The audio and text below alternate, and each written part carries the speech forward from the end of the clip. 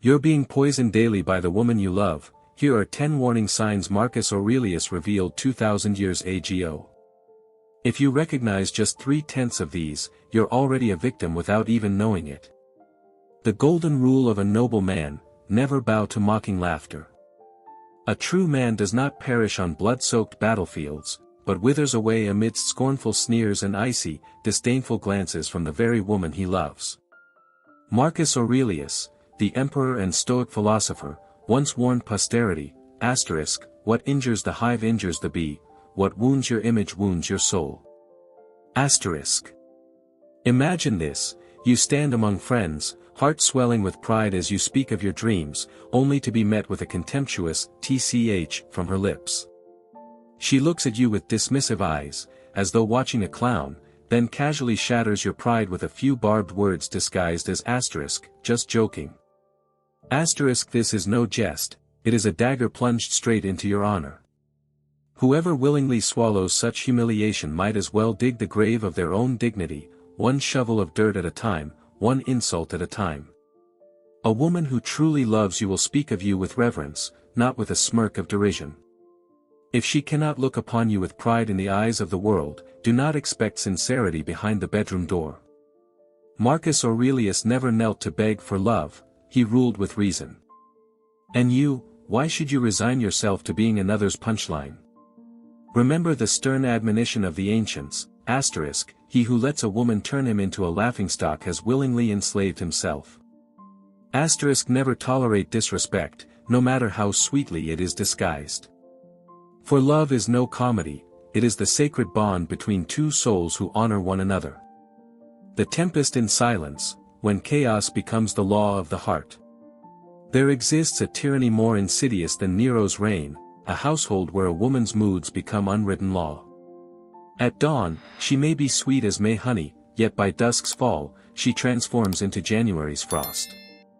And you, who imagined yourself sovereign in love's castle, suddenly become a trembling slave, learning to read storms in the twitch of her brow. Marcus Aurelius once wrote in Meditations, "Nowhere can man find a quieter or more untroubled retreat than in his own soul." Yet he who loves a tempest will never find harbor. You call this passion's fire? Look again, true flame warms both lovers, not this wildfire that consumes dignity. Unpredictable rages, baseless tears, unfounded accusations, these aren't marks of ardent love, but symptoms of an unbalanced psyche. The ancients warned, "Lie with dogs, rise with fleas." Too long in emotion's prison, and one forgets freedom's taste. You think this love's sacrifice?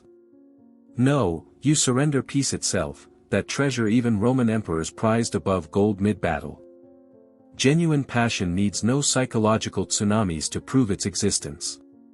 Remember the sage's admonition, "He who cannot master his emotions becomes the wrecking ball of others' happiness." True relationships stand on stable foundations, not atop volcanoes primed to erupt. For love isn't a dice game, it's the safe harbor in life's raging seas. Stage lights and backstage shadows, when attention becomes the soul's opium. There exists an addiction more subtle than whiskey, more dangerous than opium, the burning thirst to be gazed upon, applauded, and cherished by strangers' eyes. This woman measures her worth not by wisdom or virtue, but by heart emojis on social media, by cheap praises from nameless admirers. She calls it self-expression freedom, yet in truth, it's slavery to the world's gaze. Marcus Aurelius once warned, "Let not your happiness depend upon the praise of others." Yet she builds her castle of joy upon sand, those fleeting compliments will dissolve like sea foam. While she spends her youth chasing the world's attention, the man beside her becomes but a faint shadow, present yet never truly seen. You imagine yourself the sun in her universe. In reality, you're merely one star in her endless galaxy of admirers.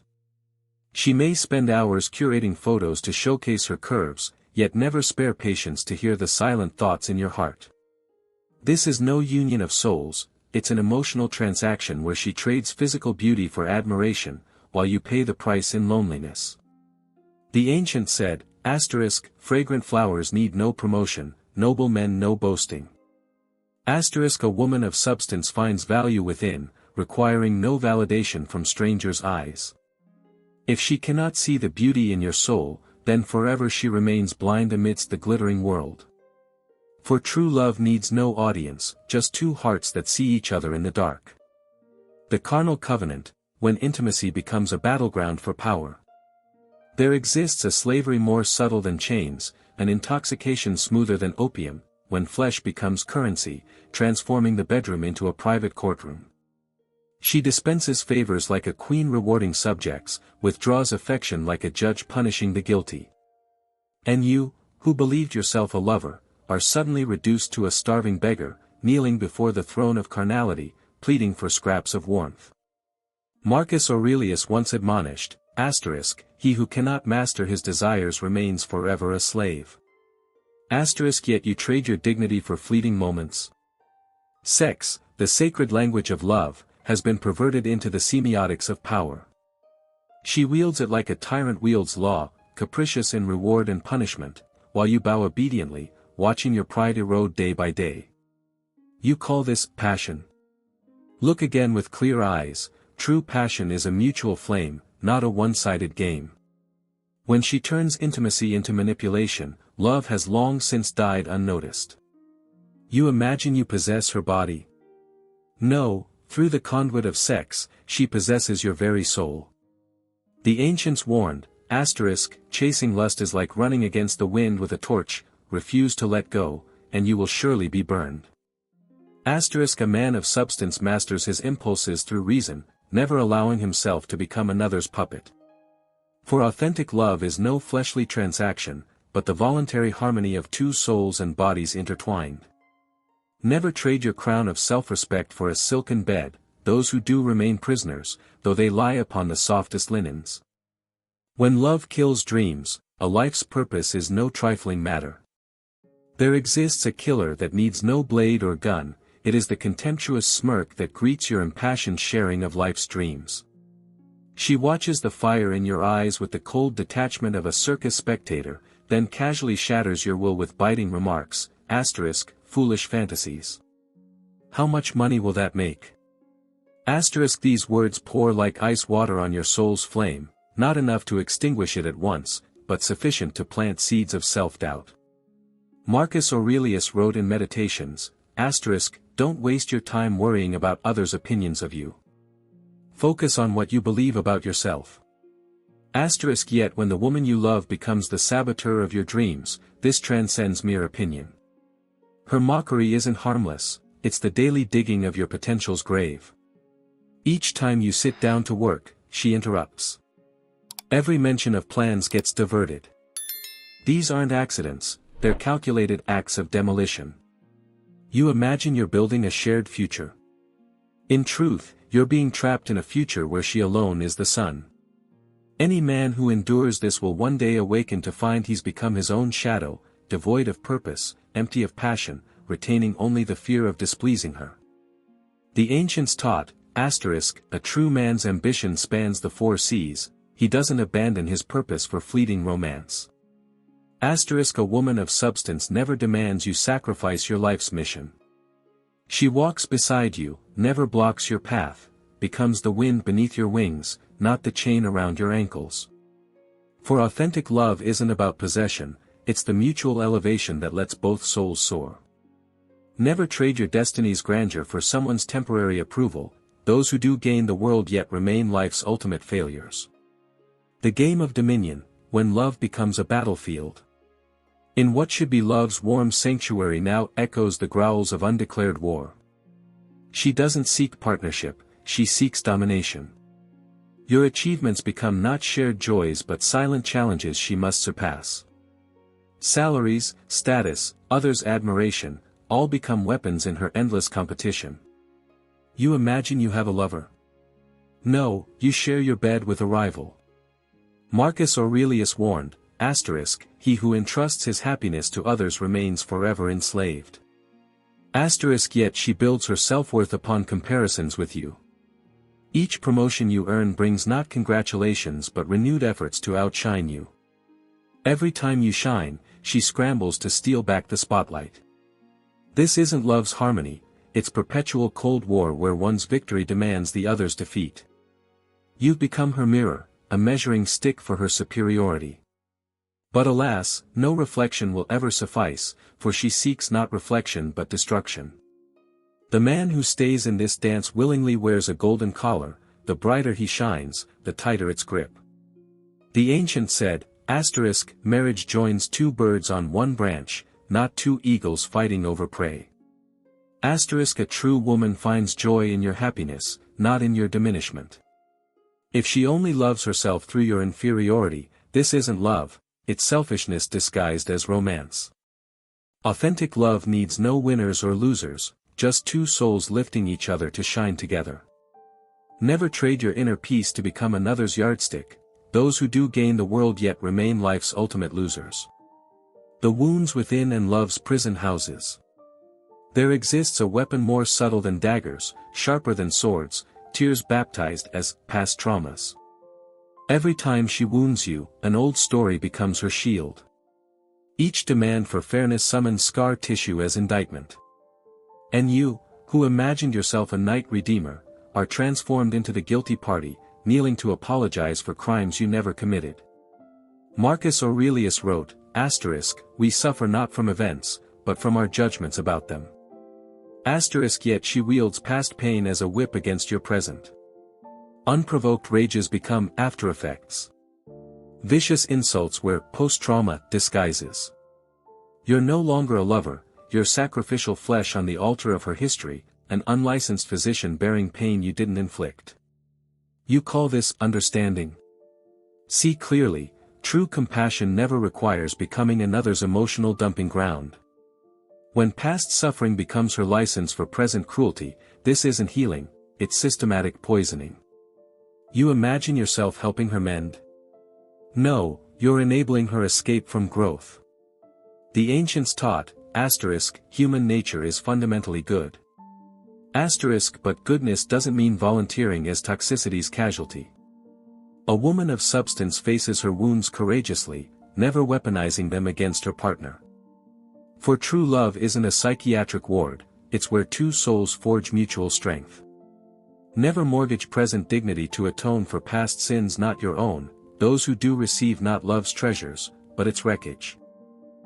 The endless debt, when love becomes a one-way transaction. In this tragicomedy of love, you're cast in dual roles, the ceaseless giver and the perpetually judged receiver. She demands saintly perfection from you, yet offers only the merciless tolerance of a hanging judge. Your sacrifices aren't treasured pearls, just desert sands, countless and worthless. You, who imagined yourself building a palace of happiness, suddenly realize you're the unpaid laborer constructing a paradise you'll never enter. Marcus Aurelius taught, when you don't receive goodness from without, create it from within. Yet she transforms you into a fruit-bearing tree that never tastes water. She requires you to be her unwavering mountain, yet denies you the right to weariness. She demands absolute understanding while refusing to enter your inner world. This isn't love, it's emotional feudalism where you remain forever a kneeling vassal. You call this unconditional love? Look again, true love flows two ways, not some bottomless chasm where you throw everything in and only hear your own echo. When she treats your sacrifices as entitlements, it's not privilege, it's the execution of your self-respect. You think you're proving devotion? No, you're inscribing in your own blood a textbook case of emotional servitude. The ancient said, repay malice with kindness to dissolve hatred, repay kindness with kindness to deepen bonds. But here exists no such cycle, only the one-way current of ingratitude. A woman of worth cherishes every jewel of love you offer, never carelessly dropping them. For authentic love isn't an auction where the highest bidder wins, but the harmonious dance of two souls giving and receiving. Never trade your inner peace to become your own shadow. Those who do receive not love's fulfillment, but its hollow aftermath. The boundary game, when tolerance becomes an invitation to violate. There exists an erosion more insidious than water wearing stone, minor transgressions excused as unintentional. Each lie becomes tissue paper covering truth. Every secret text a drop that overflows the glass. Each inappropriate photo a needle piercing your self-respect. And you, believing yourself magnanimous, fail to recognize each pardon digs your dignity's grave deeper. Marcus Aurelius warned, if it is not right, don't do it. If it is not true, don't say it. Yet she transforms deceit into art, turning your patience into her playground. Every boundary crossed without consequence teaches her to demand more. This isn't love, it's psychological experimentation where you're the lab rat in a maze of forbearance. You call this giving space. See clearly, healthy space isn't built with walls of falsehood. When she steps over lines you've drawn, it's no accident, it's deliberate provocation. You imagine you're showing unconditional love? No, you're signing in blood a contract permitting further violation. The ancient said, give an inch, they'll take a mile. A woman of substance needs no boundary testing to gauge affection. She honors your limits not from fear, but from mutual respect. For true love isn't territorial warfare, it's two sovereign kingdoms willingly united. Never trade your dignity to enrich another's encroachment, those who do become love's ruins, not its masterpiece. The silent death sentence, when indifference kills love. There exists a death that needs no blade, a betrayal requiring no adultery, the invisible distance measured in icy indifference. She no longer greets your entrance with shining eyes. Your voice becomes meaningless echoes in silent halls. You exist like wall art, present but unobserved. Strangely, you might endure rage and venom, yet crumble before this chilling apathy. Marcus Aurelius wrote in Meditations, when you arise in the morning, think of what a privilege it is to be alive, to love. Yet she reduces your presence to furniture in her soul's chamber. This isn't hatred, it's far worse. Hatred at least acknowledges your existence, indifference annihilates it completely. You're no longer a lover, you've become a ghost in your own home. You call this peace? Look again, true peace isn't the graveyard silence between souls. When she treats you like air, essential yet invisible, this isn't love, it's systematic burial. You imagine you're respecting her space. No, you're vanishing yourself from your own love story. The ancients warned, endurance becomes servitude, indulgence breeds degradation. A woman of substance never revokes your right to exist in her heart, however angry. For true love isn't a blazing fire that burns out, but gentle light warm enough to recognize each other in darkness. Never trade human dignity to become someone else's shadow, those who do gain love's emptiness, not its substance. If you enjoyed this video, don't forget to like, comment, and subscribe to stay updated with more content exploring fascinating topics from both a philosophical and spiritual perspective. I'd love to hear your thoughts on this video. Let me know in the comments below. Once again, thank you for watching and remember to keep seeking, keep questioning, and always stay curious. Until next time, take care and keep exploring.